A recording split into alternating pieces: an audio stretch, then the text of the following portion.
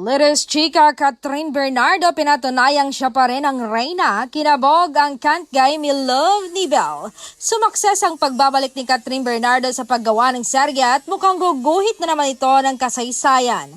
After 12 years, ang airing ng pilot episode nito sa Netflix ay nag-number 1 agad ang bagong serye ni Catherine kasama sina James Reid at Maha Salvador.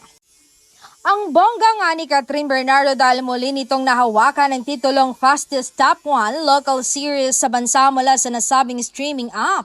Ayon sa record, nakabog na ng Someone Someday ang record na inaitala ng Too Good Vitro ng Katnel noong 2022.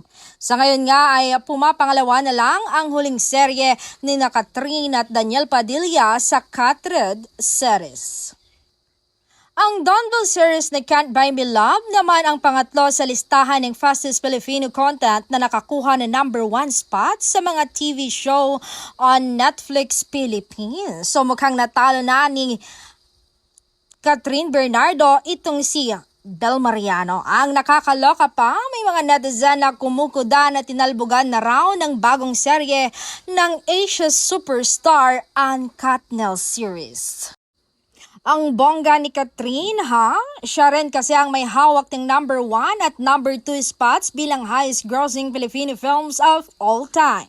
Tapos ngayon siya rin ang may hawak ng record ng first 2 spots ng pinakamabilis na Pinoy serye on Netflix PH and just 12 hours. Pinatunayan nga ni Kath, hindi pa rin siya kinabog ni Belle Mariano.